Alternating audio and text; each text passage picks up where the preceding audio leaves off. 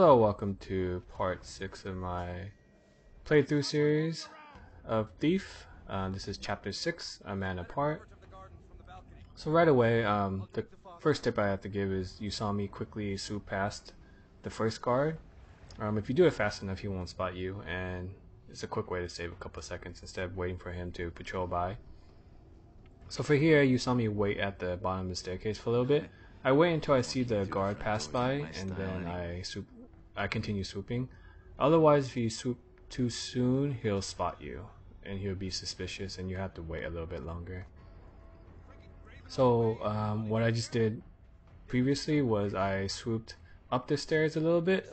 There is a area where it's filled with shadows, so I go there not to be spotted.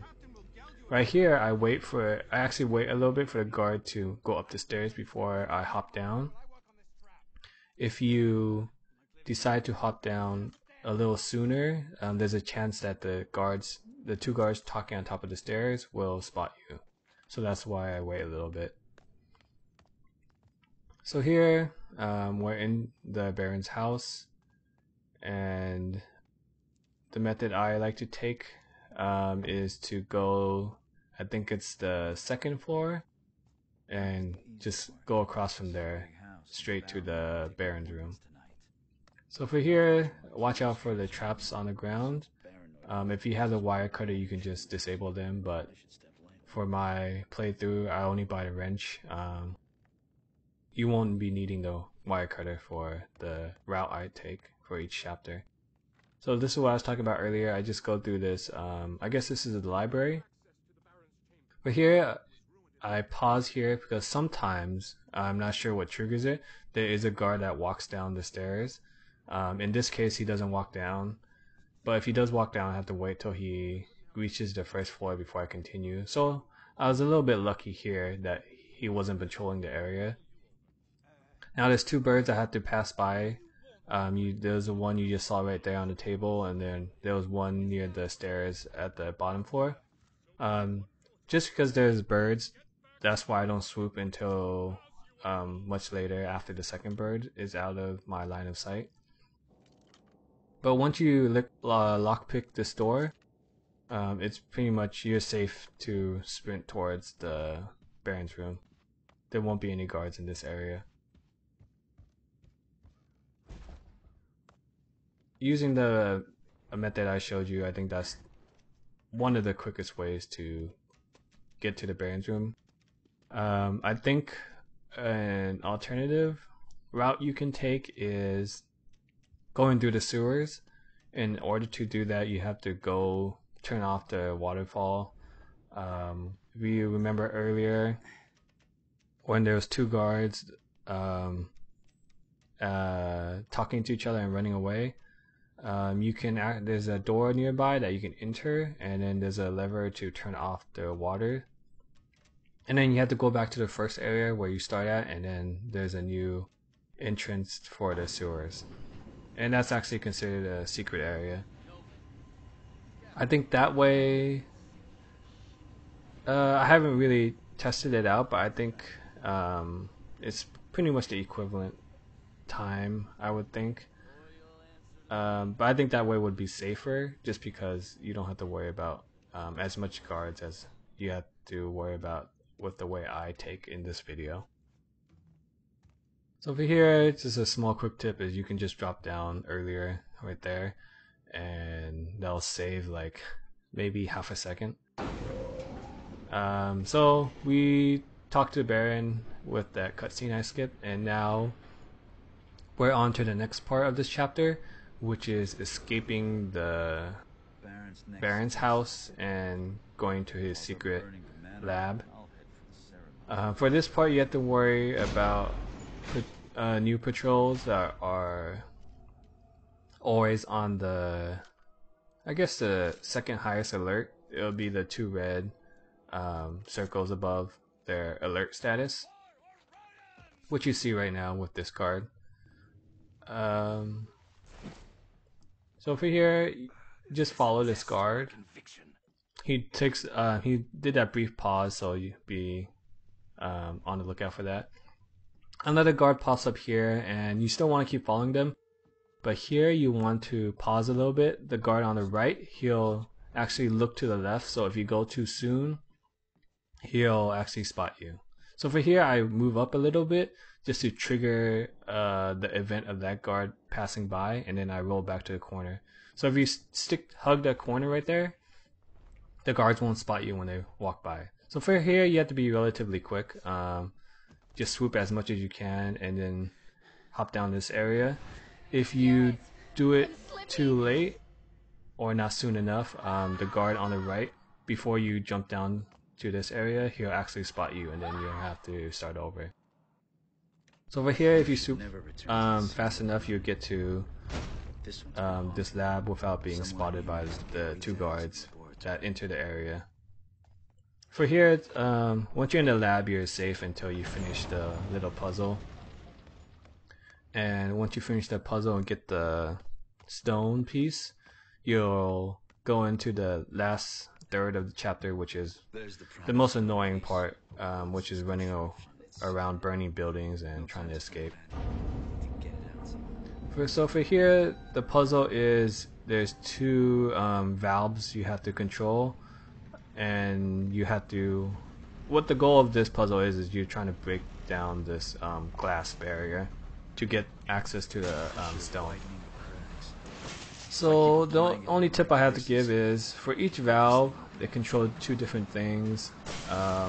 This valve that you see right now is the speed, and then the other valve is controlling the two rotating rings, and if they go horizontal, or not horizontal, vertical, up and down. So the only tip I have to give for that is that you should be turning the valve until you see either the glass shaking or the rings around shaking, and that's the indication that you should stop there. So now that we have the stone, the only thing left we have to do is just to jump up and go through another cutscene. You want to make sure you jump correctly here. I think there's one time I accidentally, I don't know how I did it, but I somehow fell off when I did a jump, and that killed me, so I had to start over again. So that was kind of annoying. So for here, where we are going to go through burning buildings and having fun here. So for here, you can save time by using a blunt arrow to hit that trigger to release the boat. Or if you don't have an arrow, you can just run up to there. Just be on the lookout for the fire and make sure you don't touch it. And you can use your melee attack to hit the trigger to unlock it. So for this part, it's pretty straightforward. There's not really any time saving tips.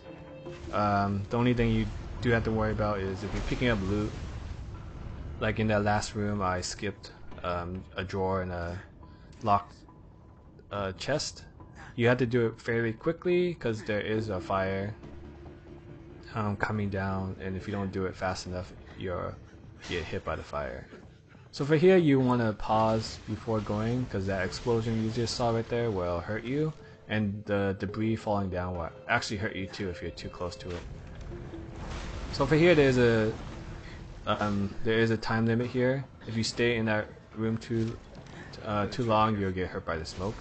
Here you want to swoop as fast as you can there in order to bypass a certain event. If you don't do it fast enough, you actually fall through the roof into the housing below. So that's why you want to do it as fast as you can. So I think from now on, it's pretty straightforward. You just want to focus on doing things as fast as you can, and especially avoid the fires. There are a few times where I hugged the walls too close, or I moved left or right too close, and the fires hurt me, and I had to start the chapter over again. So that's a little bit annoying. So if you're here, make sure you jump on this pillar. And pretty much the whole time you want to be holding the whatever button you use to be jumping. That way you won't accidentally do something dumb and fall off or something like that. So over here, you want to be worried about the fires here, so just stay crouched and go around them. And I think this part is pretty much the last part of the chapter. You just have to get through the house here, and that'll be the end. So there's no tricks here. You just want to climb up this, I guess, bookcase thing, and just climb up, and don't do anything stupid like fall off the ledge. And once you trigger this cutscene, that's pretty much it for the chapter.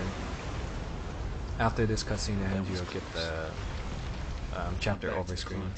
And more supplies. I have a lot to think about. So as you can see here, this chapter was majority ghost with a little bit of opportunist. Took me a little less than 11 minutes to complete. So from here on out, the last two chapters are played back to back. So that means if you want to prepare, you should do it now. There are NPCs within the chapters that you could buy stuff, but I recommend just doing it now, just so you don't have to talk to them within the chapter. So for here, before I go on to the chapter 7 area, starting area, I'm going to buy some stuff to prepare. I think I said in some previous videos, the things I need for chapter 7, chapter 8 is rope arrows, so that's what you'll see me buying here.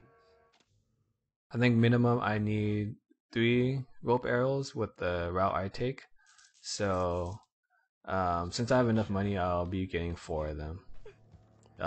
1 just to be safe. If you have the wire cutter to disable traps, there is a rope arrow you can get from disabling a trap in chapter 7, so just remember that in case you don't have enough money. So for here, I'm taking kind of the longer way to get there. Don't do what I do, is accidentally jump instead of falling down. The reason I take this way is because it bypasses getting past some guards in the next area, and I think it's overall the same time, since once you go into the next area here, you can just sprint to the starting area.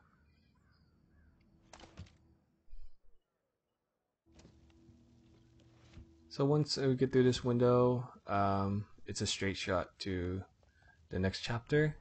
So that'll bring an end to part 6 of this video. So there's only 2 more parts and we'll be done with the series. So I'll see you in part 7.